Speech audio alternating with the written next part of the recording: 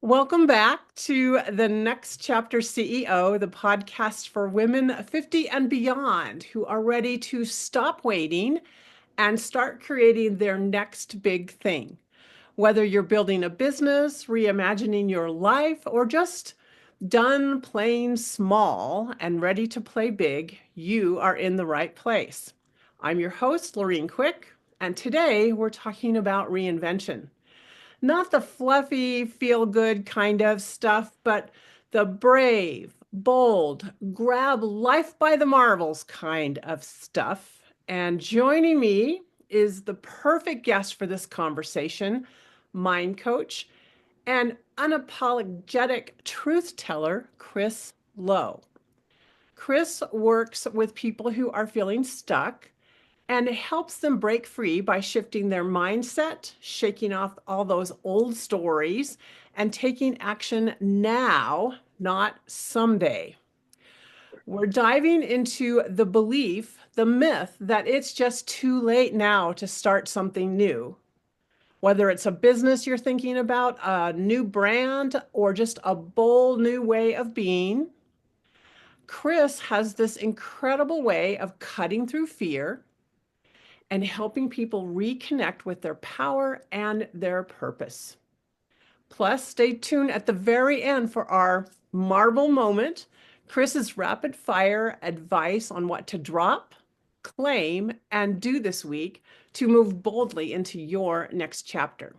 So grab your coffee or your favorite beverage, lace up your hiking boots, or just sit back and relax, but get ready because this episode just might be the nudge you didn't know you needed.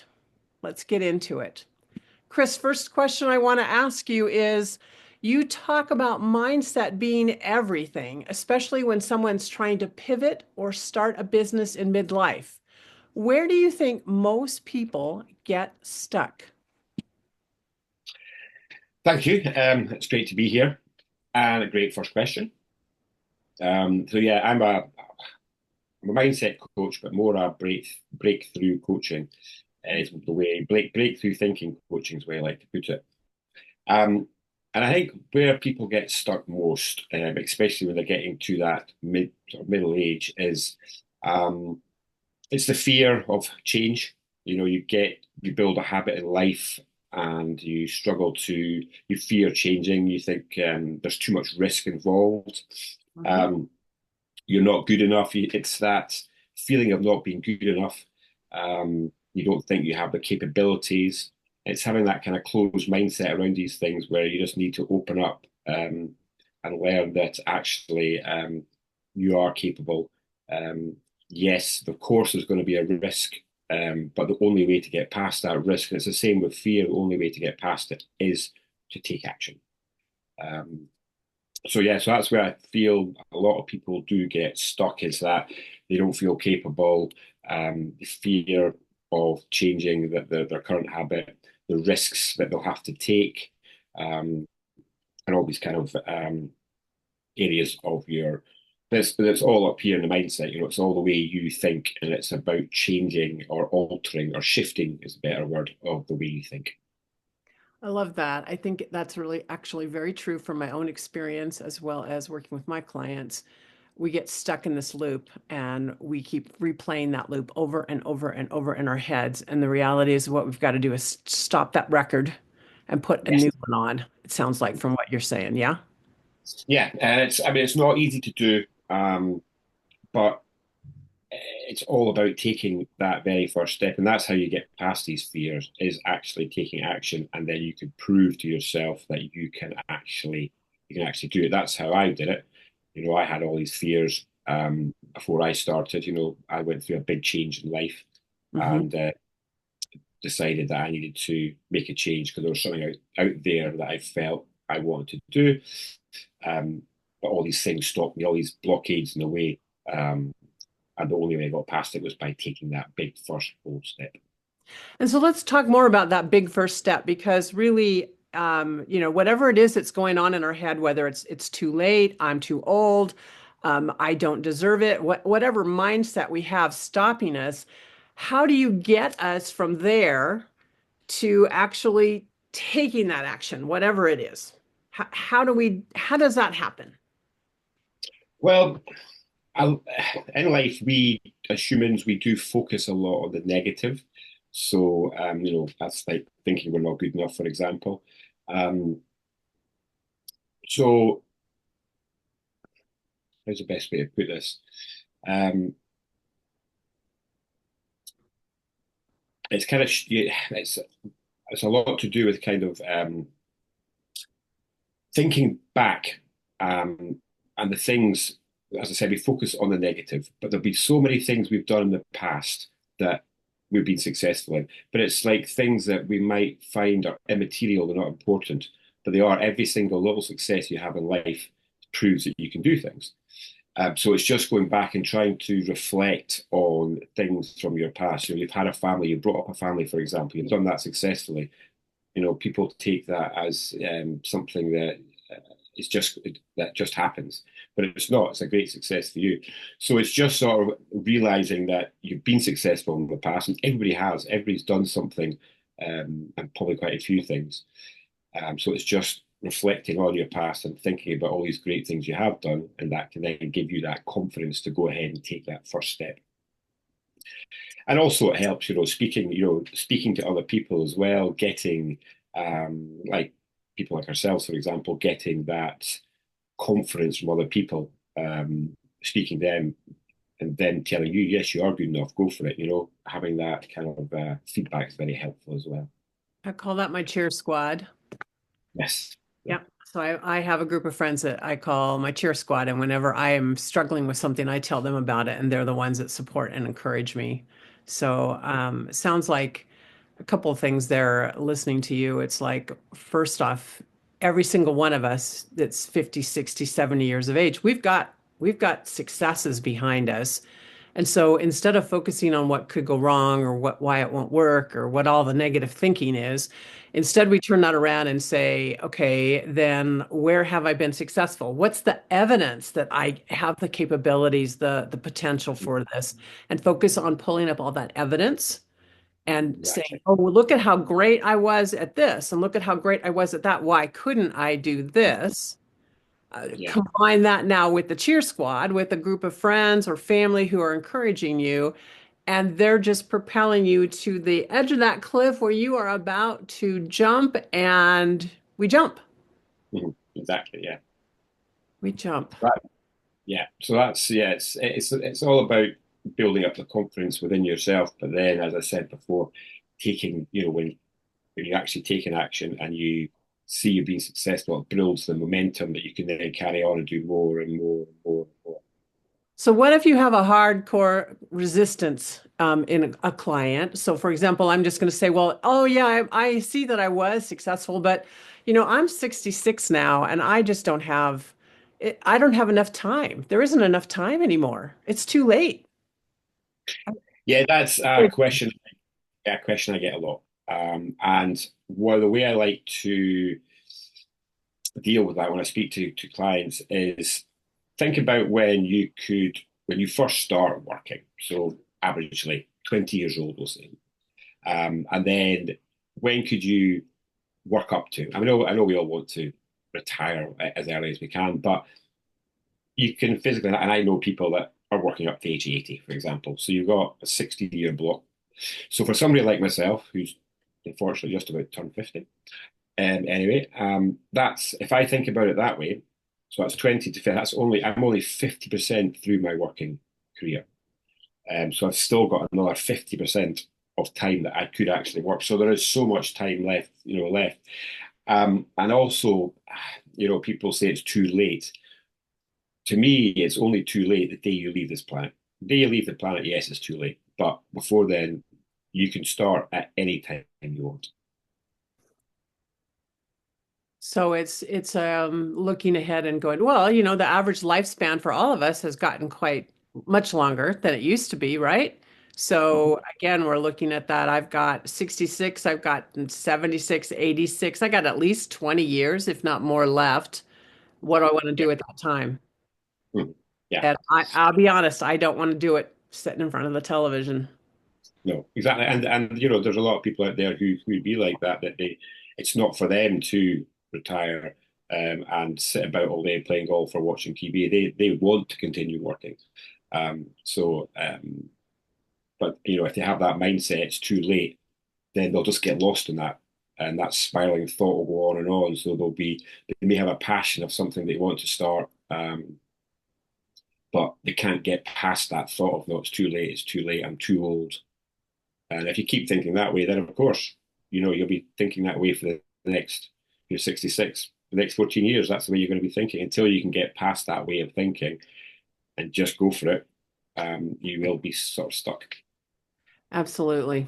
All right, good. And so, what do you say to the person who their next chapter is calling? They know what they want to do. They have a desire. Maybe it's that they love to travel and they want to share that with other people. Maybe it's that they have a book they want to write. Maybe it's that they want to start a nonprofit. Whatever that is, they have an idea, but they're just ignoring that out of fear or out of habit.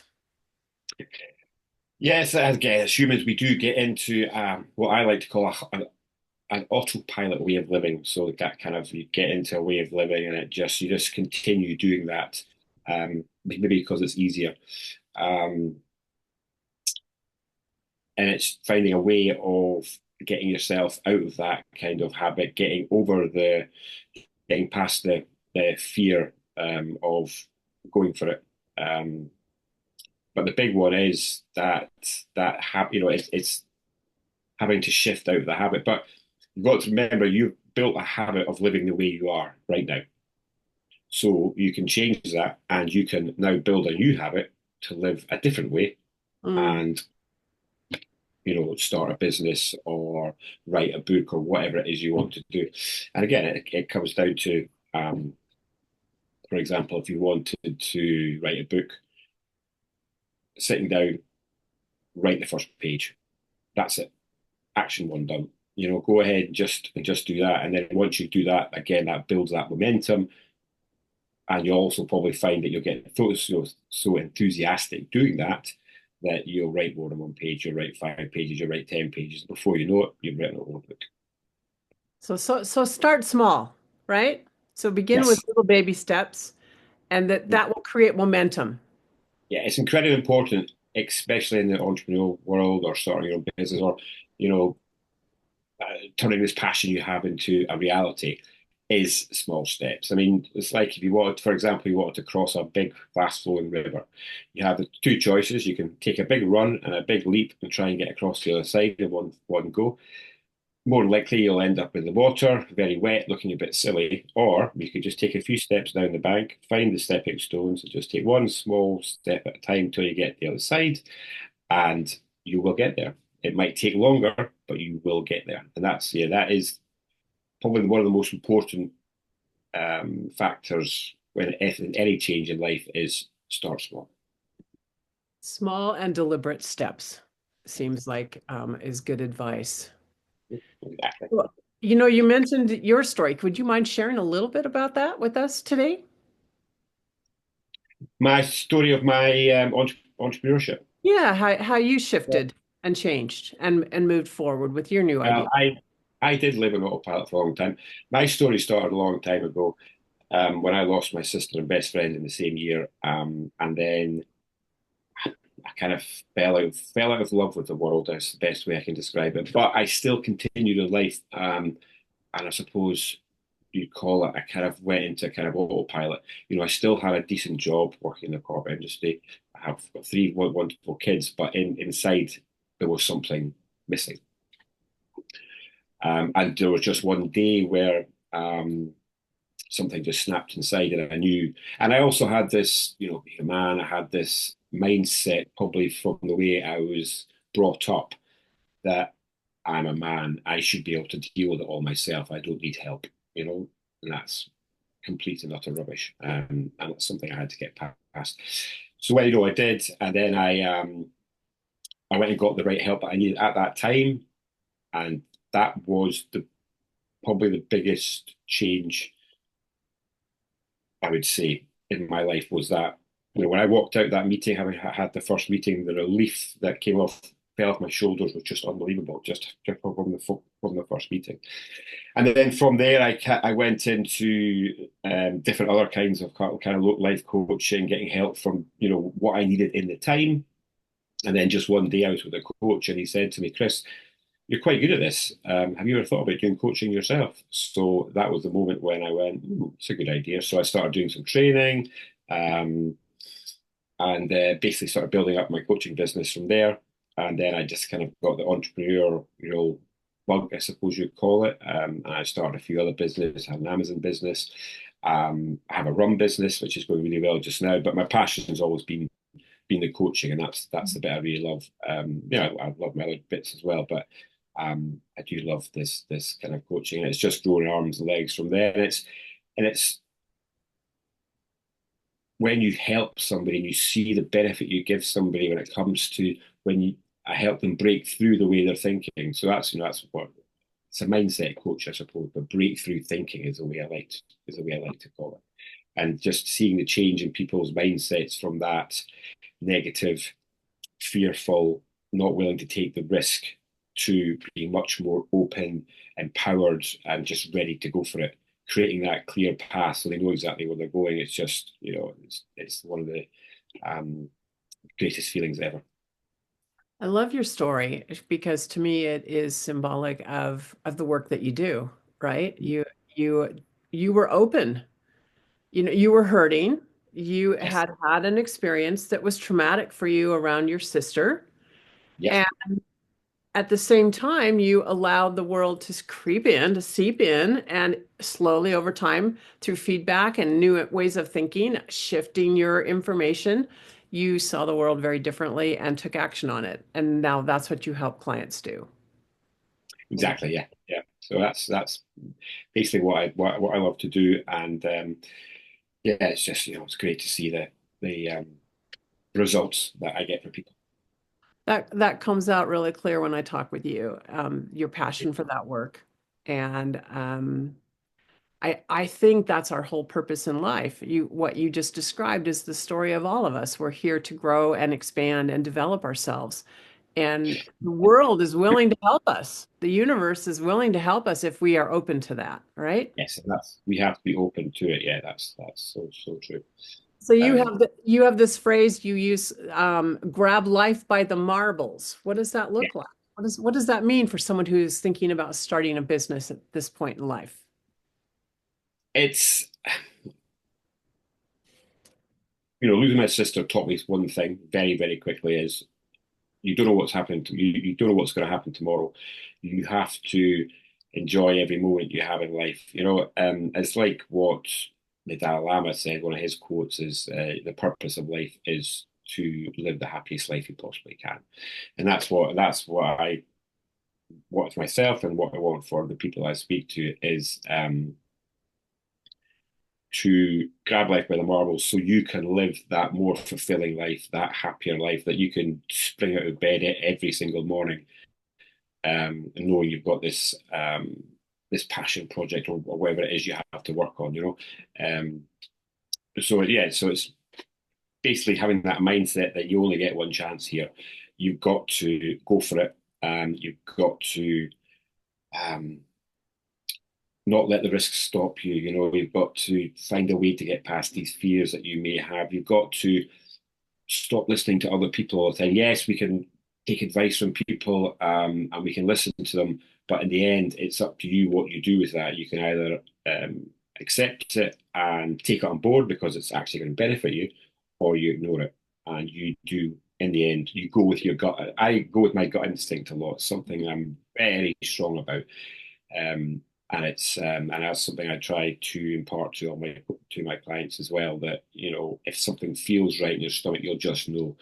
Um, I've got a quick story about once when I was away on holiday, and I walked out of a hotel. I didn't know where I was, and I had to go shopping to buy some things, and I could go left or I could go right. And for some reason, my gut was going, just go left, go left. I was like, okay, I'll go left. So I went left, found everything I needed, got all the gifts I wanted to get, got back to the hotel, very successful day. And I could have gone right and the same thing happened, but my gut was telling me do that, and that's what I did, and it just worked out. And So it's something that I do, as I say, in part with all my clients is if it feels right, go for it. It's funny you tell that story because that has happened to me a few times in my life as well, where there's a little voice in the back of my head telling me to do something. And every time I've listened, it's always turned out really well. And every time I ignore it, I regret it. Yeah, and that's again, and it still happens. I mean, now I'm much better at listening to my gut instinct, but even just a few days ago, there was somebody telling me this is what I need to do, and I just for some reason decided no, it's not the right thing, so I didn't go for it, and it ended up being the wrong choice because I didn't listen to my gut.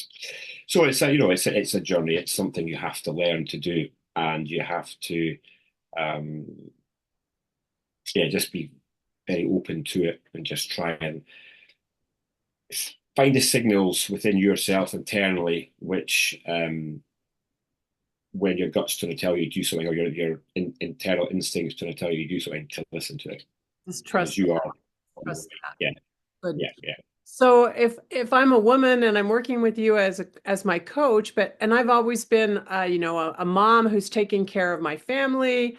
I might have had a job, but I've always been in this kind of caretaker role. How do I start seeing myself as a CEO? How do I start thinking of myself as that leader? It's a great question that, and I was thinking about it, and it goes back to something I said long ago. It's when again, thinking about what you've done. So you may have worked for somebody else, okay? So they're the CEO, but you will still have had responsibilities. You will still be accountable for things. So you've, there's proof already. But again, it's something that you probably wouldn't think about or even notice just because you're working for somebody else. Or, for example, had a family. You are the CEO of that family. So, you have um, had that kind of role before. And it might not be the CEO of some big financial institution, but you're still CEO of a family business, we'll call it. So there will be times when you have done it. So and you've had to make decisions before in the past that again you might not have thought that important, but you've still had to make them.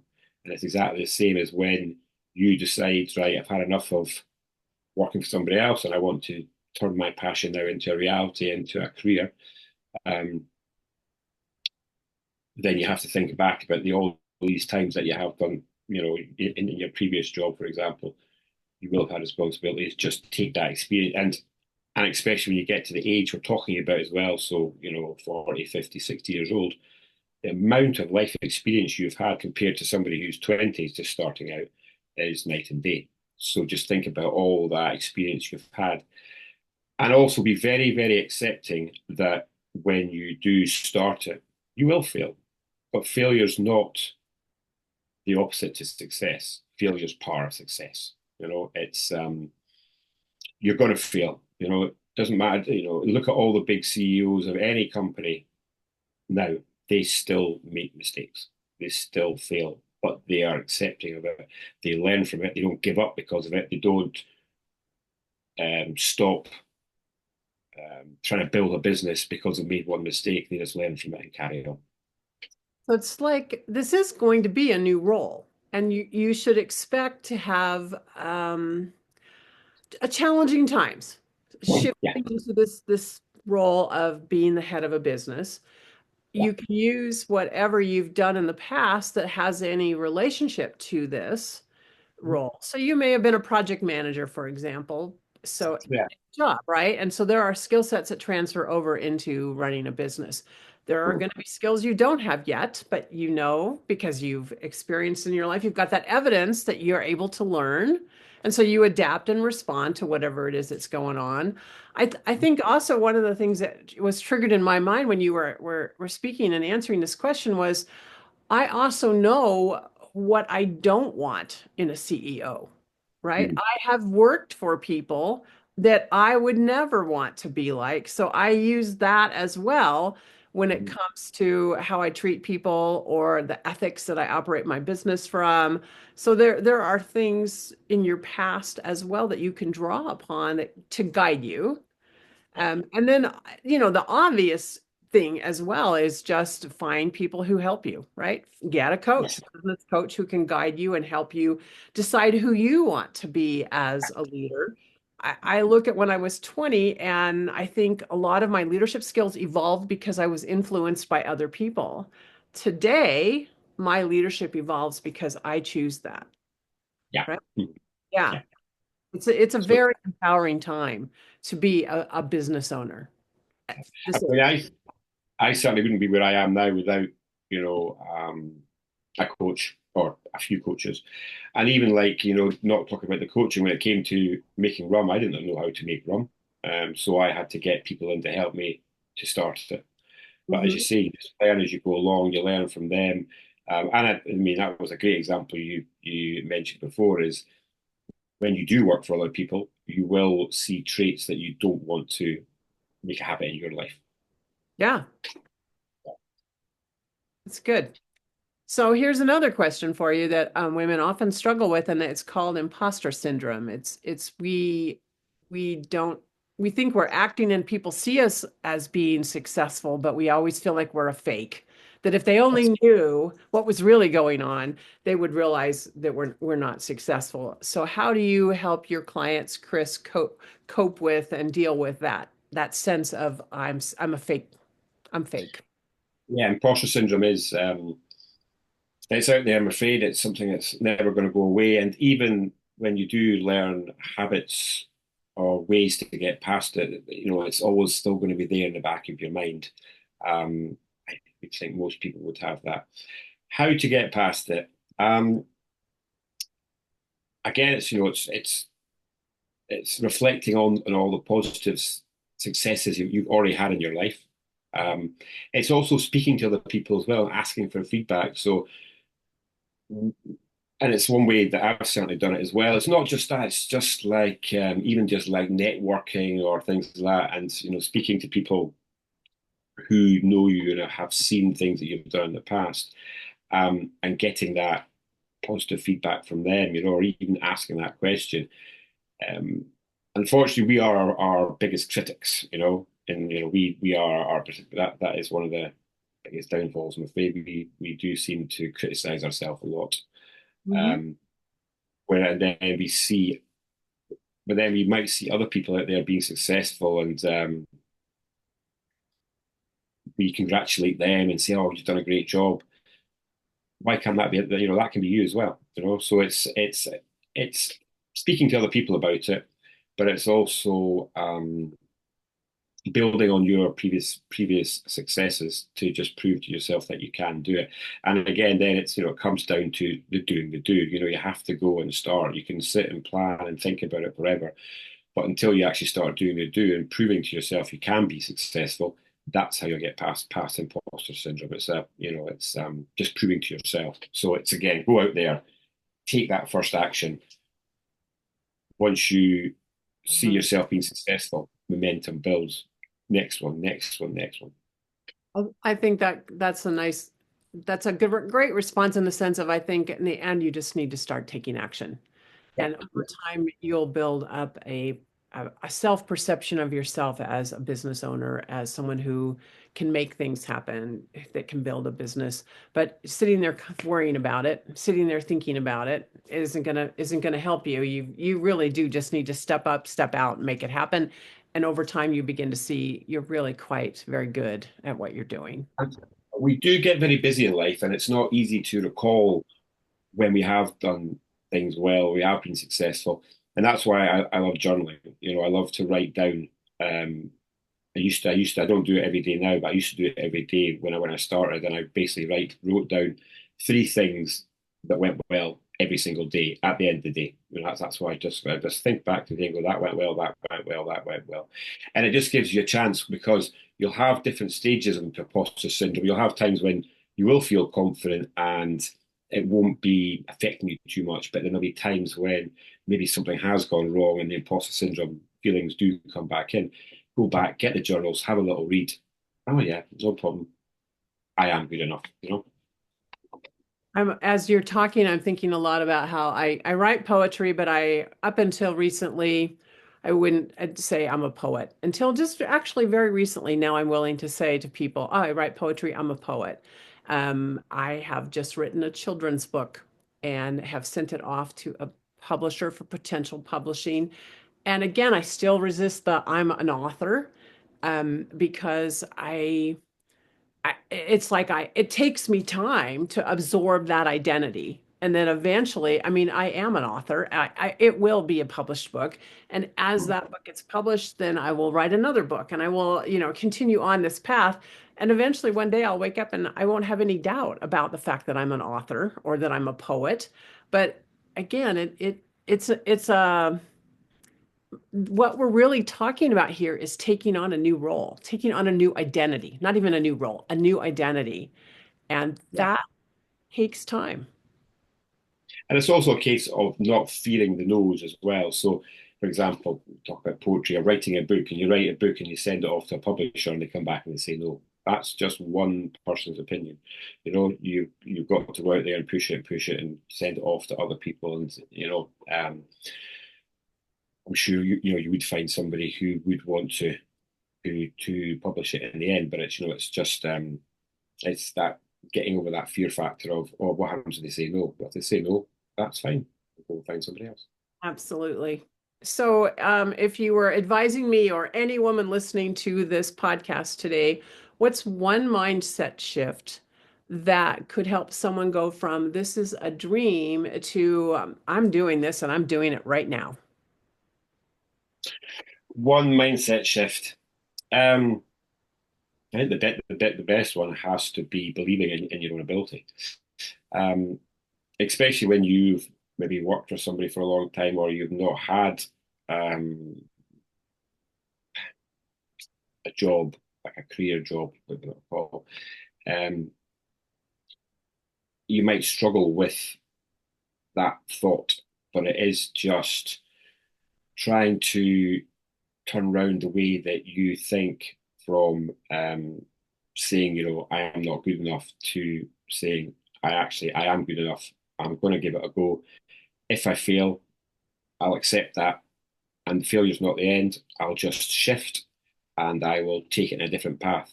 So yeah, it's accepting, and the biggest mindset shift actually is probably accepting failure will happen, but failure is not the end. Failure is just a sign that you need to shift.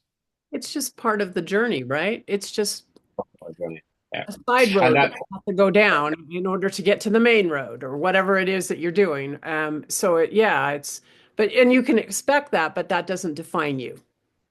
and it's very important that you have that mindset that it's not going to happen overnight. You have to. It's as you just said, and we're all on it. We're all on a journey.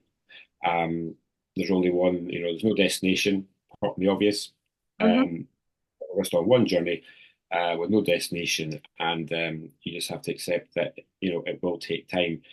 But if you keep at it, that is the way you'll give yourself the biggest chance of making it. Consistent application, consistent discipline towards your goals. Yeah, I agree. I think that's great. And if somebody is ready as they're listening to this podcast to begin again with their business, with their brand, what's one bold move they could take today, this week? One bold move to take this week. What if they were wanting to um, start again, or reinvent a passion that they have had, they want to turn it into reality, is to list down everything that they feel they need to do, all the actions that they feel they need to do. So whatever it is, instead of thinking about it, just get it down in front of you. All the different actions that you have for this one particular um, passion that you want to turn into reality, and just take that. And then pick one action, just one, and just do that this week. That's it. And let the momentum build. Yeah, the mention exactly. Yeah. So it's just, as I said, it's just taking that first step, but find that one action, doing it, proving to yourself you can do it, moving on to the next one. Um, and they will do, when challenges come, you will, instead of seeing them as a problem or something that will make you give up, it's more of to see it as a challenge that you need to find a solution for. Sweet. Great advice. All right, we're going to move into what I'm calling now the marble moment. This is where we get real and actionable. I'm going to ask you to give our listeners three answers to these prompts that will help them break free, and to begin again, whether it's in life and business or both. And so here we go. What's one thing to drop, one thing to claim, and one bold move to make this week? Take it away. Okay, one thing to drop. Um, One thing to drop this week would be thinking negatively about yourself. So if you are the type of person who is constantly thinking negatively about themselves, go and stand in front of the mirror.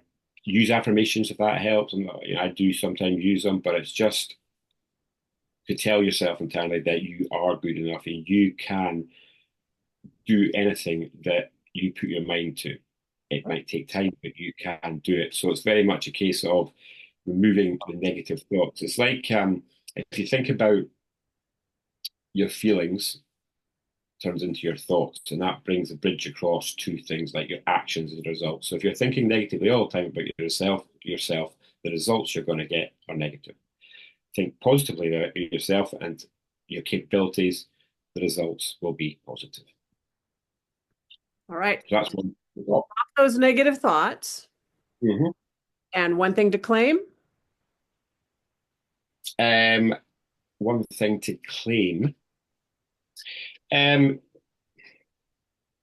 Claim back your time. So we do in life get busy for being busy's sake. Mhm. And something that I've had to do and something I do now every single week is I write down, um, I have a brain dump. So I'll write down a brain dump of everything that's going on in my mind, things I've got to do, goes down on a piece of paper. Or I might sometimes I'll even do a bigger exercise and I'll put them down in post-it notes in front of me.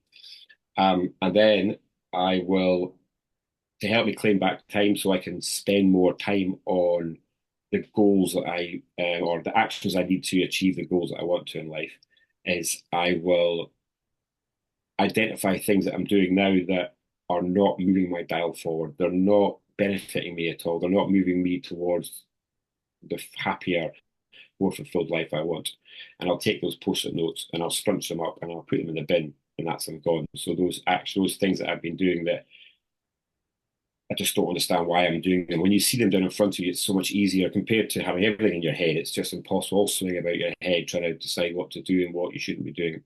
Very difficult when you can see it in front of you. It's so much clearer, and just get rid of some of those things that, or as many as you can, and you'll find that you'll free up so much time, which you can then focus on those important things that will move that dial forward. Excellent. And then we've already talked really about what's the one bold move to make, which is to make that giant list and pick one thing on it and make that happen this week. Yes. Very Yeah, good. that's if anybody's sitting here just now watching this, listening to this, or watching this podcast, and this is resonating, um, that's the best bit of advice that I can give them is to pick one, just do it, and not and don't do it partially. Do it until you've done it to the best of your ability, as far as you can possibly take it. Just that's what you're focusing on. Okay. Everything else has to go. Excellent. I think we've covered quite a lot of really great ideas on how to overcome any resistance that you have in your mind to actually creating a business, building a business that you would be proud of, that you would love. And Yes. Chris, I want to thank you today for bringing your energy, your honesty, and that grab your life by the marbles mindset to today's discussion, to today's conversation.